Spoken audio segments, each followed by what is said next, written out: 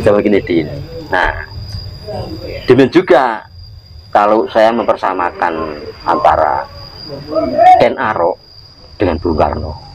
Jadi dalam teori siklus itu sekarang itu sama dengan kapan dulu. Nah, di sini saya mulai dari tahun 1945. Ya. Kenapa tahun 1945? Karena ini tonggak sejarah yang sangat menentukan bagi kita sebagai bangsa.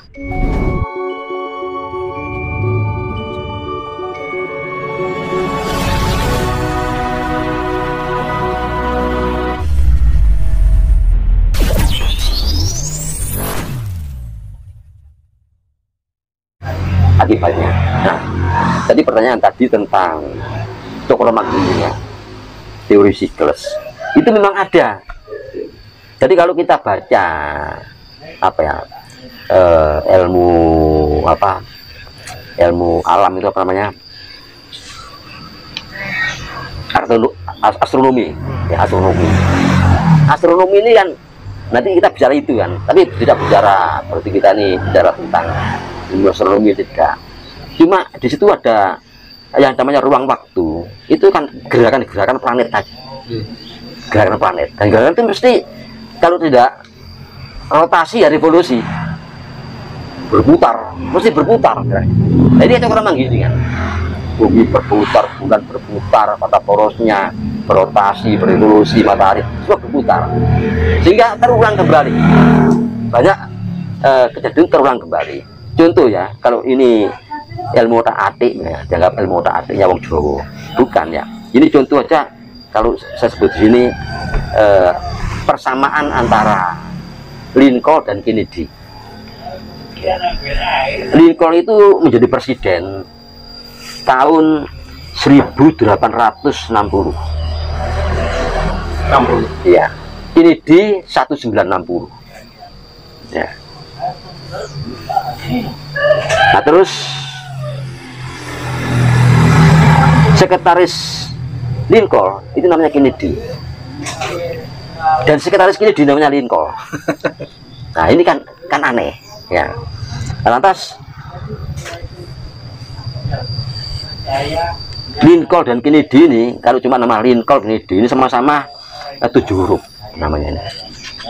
Iya. Kalau Lincoln jadi presiden 1860, Kennedy 1960. Lincoln dan Kennedy ini sama-sama terbunuh di bagian kepala karena membela hak diskriminasi kaum kulit hitam, yang gitu ya, sama-sama itu, sama-sama. Lantas lagi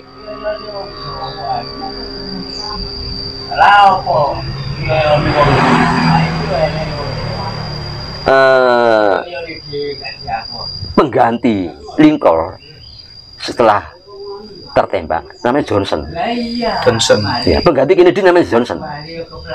Nah, beberapa persamaan ini akhirnya dan yang nembak Lincoln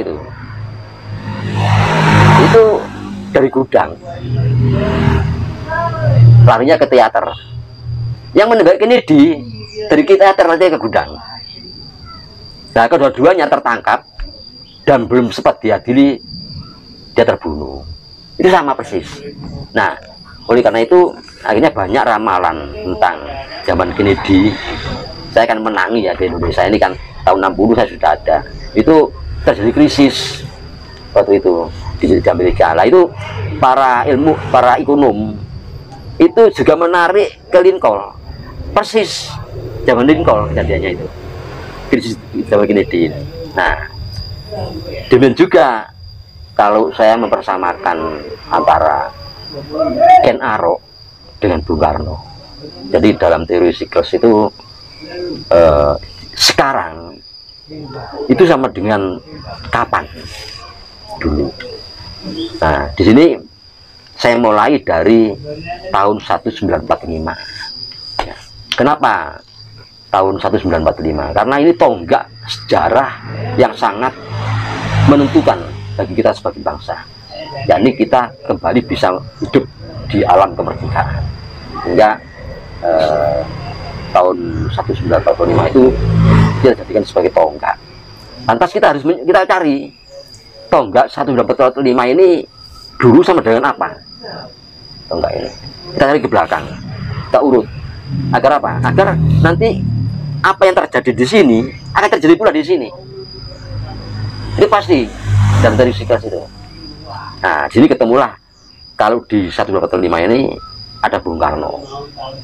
Bung Karno memimpin pergerakan untuk merdeka pada waktu itu.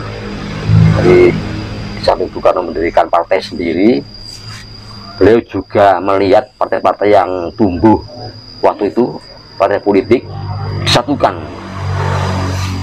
menjadi satu lembaga, satu badan permufakatan perhimpunan kebangsaan Indonesia. Nah, PPPKI, permufakatan perhimpunan kebangsaan Indonesia. Apa tujuannya Indonesia merdeka? Tidak boleh punya tujuan lain. Apapun partai itu yang berdiri pada waktu itu tidak boleh punya tujuan selain Indonesia merdeka. Jadi Bung Karno terpilih sebagai pemimpin di situ, pemimpin pergerakan untuk merdeka. Nah, nanti sekarang sama dengan Kenaro. Kenaro itu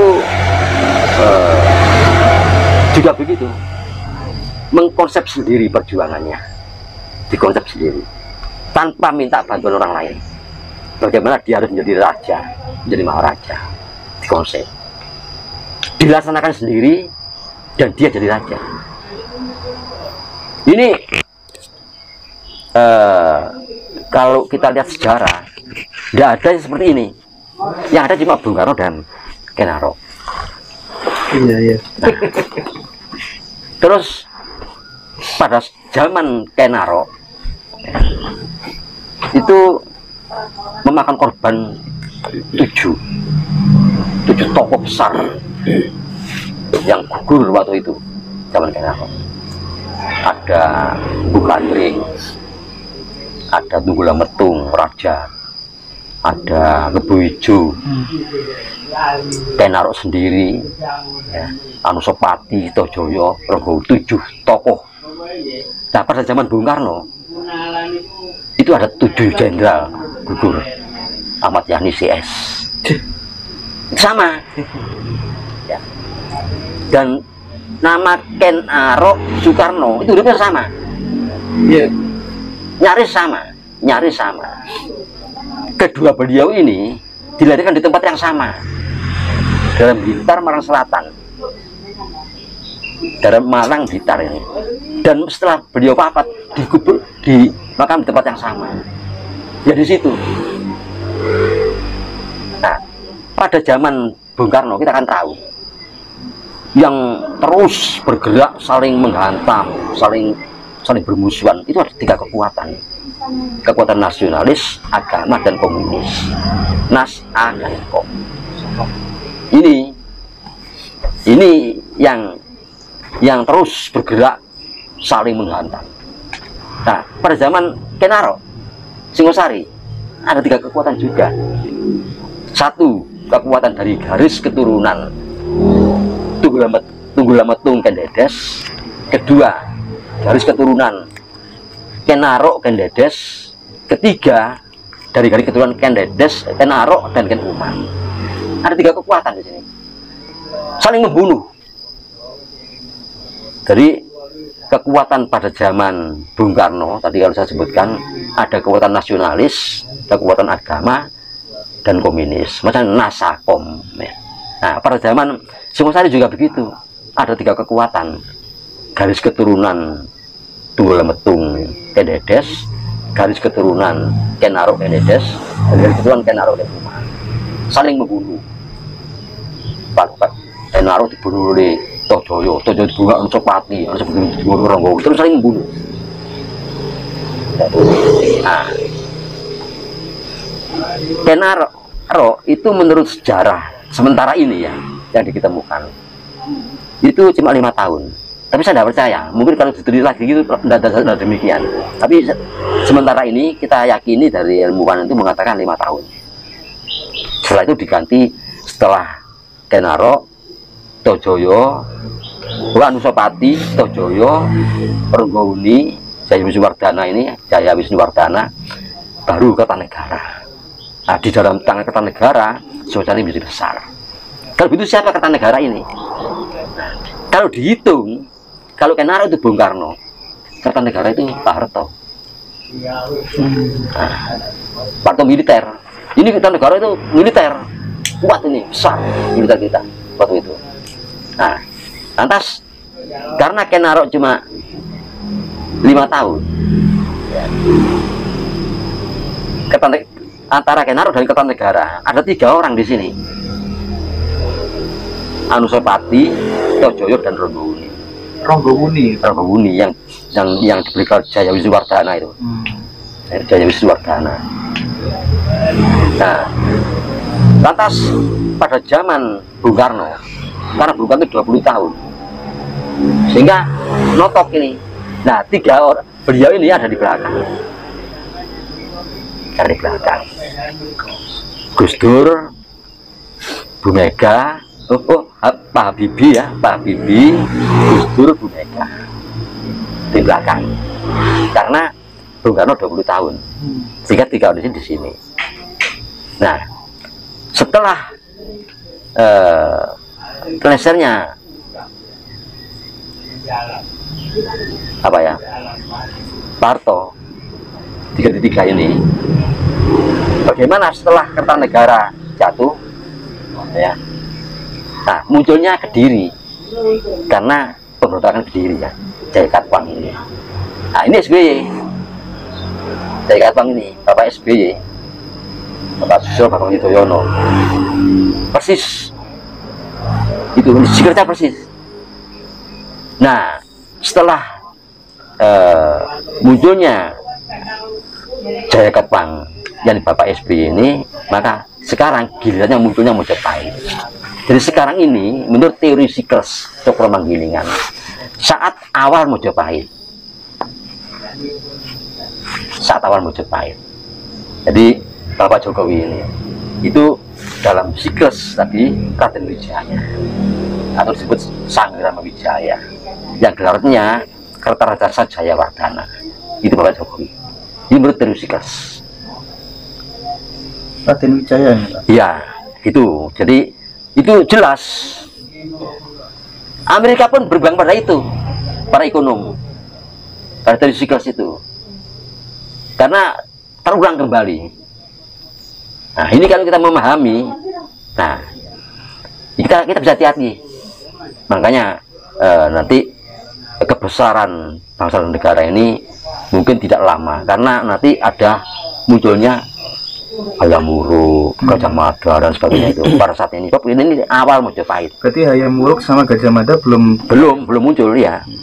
Jadi ini yang penting kita harus mendukung dengan kebesaran itu. Jadi ya memang suara-suara mempersatukan bangsa itu sudah didengungkan pada waktu zaman Raden Wijaya itu. Karena jangan sampai kecelakaan atau musibah besar Medang dan Mojopahit hancur itu dan ke malapetaka di Medang jangan terulang kembali, sehingga Mojopahit awal itu sudah ditata betul dengan ditopang oleh pilar-pilar dari Kauripan, terus Panjalu, Medang, Panjalu dan selesai. Nah, itu teori Cokro-Manggilingan.